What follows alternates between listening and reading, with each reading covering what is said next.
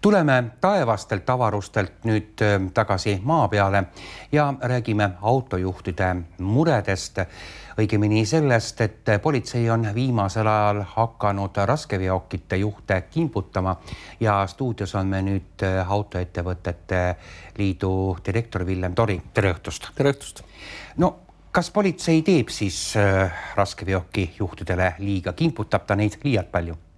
Kimputab ja see ei ole mitte nüüd, et see viimase artikliga seoses, et nüüd viimasel ajal, vaid seda võib tõlgendada juba tervikuna terve aasta ja eriti metsaveoautojuhtide osas, kui 1. märtsist eelmisel aastal oli võimalus sõita veolubadega täismassiga 52 tonni, siis politsei leiutas, et kui juhuslikult on täismassi ületatud, ükskõik kas siis 80, 100 või paarisaja kiloga, siis on õigust hakata karistama mitte alates 52 tonni ületamisest, aga alates 44 tonnist, sest siis saab eriti raske rikkumise, kuna see ületab 20%.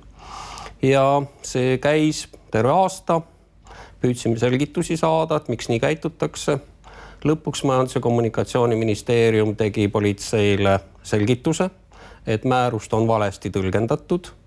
Ja peale sellise kirja saamist Majandus- ja Kommunikatsiooniministeeriumilt võttis politsei ja leidis ühe teelõigu Imaveres, kus siis selliste väga suurte jõududega demonstreeriti, kuidas siis on võimalik sellel teelõigul kaaluda ja kuidas on vaja siis trahvida. No kas kaaluti ainult neid raskeveokeid või tuvastati seal siis ka muid rikkumisi, et on ketad lõhki sõidetud, autod ei ole tehniliselt korras? No tehti kõiki. Kontrolliti dokumente, kontrolliti töö- ja puhkeaega, kontrolliti tehnilist seisukorda, absoluutselt kõike. No meestel on nüüd hari punane, kas rekkamehed plaanivad siis ka mingit vastuaktsiooni ega ometi tavaliikleja ei ole karta, et võib-olla kuskil Tallinn, Pärnu või Narva või Tartu maanteel blokeeritakse vihast mõni teelõik ära? Ei, seda küll kindlasti mitte, sest kõik autojuhid on ikka mõistusega inimesed ja tavaliiklejad ei ole selles mitte milleski süüdi ja kellelegi oma pahameelt liiklusele loomulikult välja ei näidata.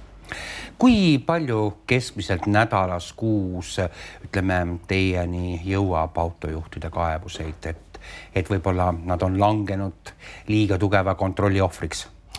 Kui politsei teeb oma tavalist rutiinset kontrolli, igas prefektuuris on politseibuss, mis kaalub ja teevad ka liiklusjärelevalvet, siis on täiesti kõik enam-vähem normis, kes on rikkunud, ta saab aru, aga eriti imelikuks muutub siis, kui seda tehakse niimoodi organiseeritult reidide korras, kus siis, see on küll minu tõlgendus, see võib vale olla, tundub vahel nii, et iga politseinik, kes siis selle reidiga kaasas on, püüab oma kolleegidele tõestada, kui osav ta on, kui tark ta on, kui palju ta asju avastab või põhimõtteliselt käib nagu konkureerimine, kes kõige rohkem suudab midagi avastada. Et ühesõnaga seda seadust iga politseinik püüab siis omamoodi tõlgendada ja seda tõde väänata? Väga määrus 114, mis siis lubab täismassiga 52 tonni sõita. Selle määruse tõlgendamine näitas seda väga ilmekalt. No ma lugesin ka selle tänase Postimehe artikli läbi, et politsei väidab seda, et mitte ainult neid koormaid ei kaaluta, vaid visuaalselt ja võib-olla ka põhjalikumalt vaadatakse masinate tehnilist seisukorda, et väga paljud autod on liiklusele ohtlikud, et seal on rehvid kulunud ja on seal mutrid, kruvid lahti, juhid on väsinud. Mis te sellest arvate? See on nüüd küll natukene võib-olla politseinike silmades.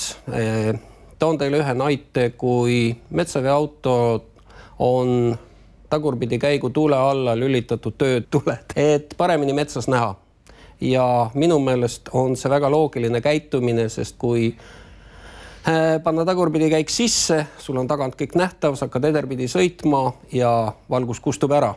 Politsei peab seda eriti ohtlikuks rikkumiseks ja saadab kordusülevaatusele. Jah, õige, seda ei tohi sinna tagurpidi käigu tule alla ühendada, kuid see on väga selgelt ju tehtud eesmärgiga, et vältida, et see tuli juhuslikult ei jääks sõiduaeg põlema ja teatavasti maanteel sõidavad ju kõik autod ederpidi, nii et see tuli ei saa mitte kuidagi pidi põlema hakata. Noritakse tulede kallal väga palju, kas klaas on mõranenud, näiteks üks näide selliselt, et tagatule ühel tagatule latern, mille sees on siis LED-valgustid. Arvati, et neid LED-valgustid seal selle tagatule sees on liialt palju. Käsiti osa valgustid LED-tulesid kinni kleepida. Ilmselgelt sellise tegevusega tegeleda ja näidata sellist jõudemonstratsiooni on minu meelest natuke liiast. Mul on tunne, et eks ilmselt Eesti politsei on mingid käsulauad ka võib-olla Brüsselis saanud kätte, et kui nüüd tõele au anda, et siis isegi meie raskeveokijuhid peavad tänama õnne, et Eesti politsei nendega nii leebe on, et Poola see kettapolitsei oleks olnud päris armutu, et seal isegi iga väiksema rikkumise eest on trahv juba mõõdetav juba 1000 või 2000 euroga. Jah, selle koha pealt on teil õigus. Töö- ja puhkeaja algusaastatel oli politsei Eestis väga karm, 5 minutit üle või 1 minut üle, isegi selliseid väärteoprotokoll on, kus karistati üleastumiste eest.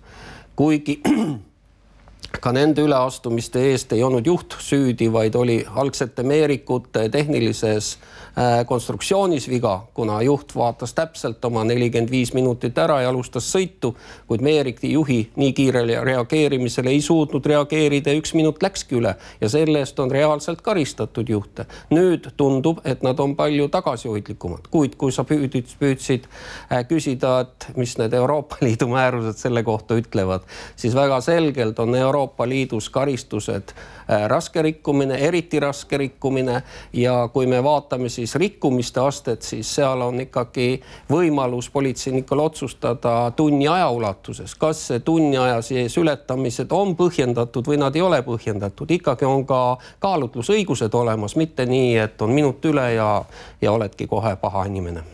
Kui suur probleem üldse tänasel päeval või need sõidumeerikud on ehk rahvakeeli ketaste lõhki sõitmine? No uued kaasaegsed raskeveokid, mis tulevad, nendel on juba digitaalsed sõidumeerikud. Seal enam midagi edasi-tagasi kirida ju ei ole võimalik. Ei. No, digitaalne sõidumeerik on juhile mugav, aga paljud juhid võib-olla tõesti pole veel väga kohanenud sellega, et kui ta hommikul tööle tuleb, ka sõidumeerikus eelnev periood sisse panna. Selles mõttes võib-olla tõesti juhtide poolt on eksimusi, kuid minuni siiamaani väga suures ulatuses pretensioone juhtide poolt töö- ja puhkeaja osas ei ole. No on teil nüüd lähiajal plaanis ka politseiga maha istuda, võib-olla suud puhtaks rääkida ja teha see teema selgeks, et praegu on tekkinud piltlikult nagu vastasseis? Jah, sellise ettepaneku me oleme mitmel korral teinud politseile, kuid siiamaani politsei poolt soov on puudunud ja kui nad meile seda kohtumist soovivad, siis jah, me oleme valmis. Suur tänu, Villem Torisele.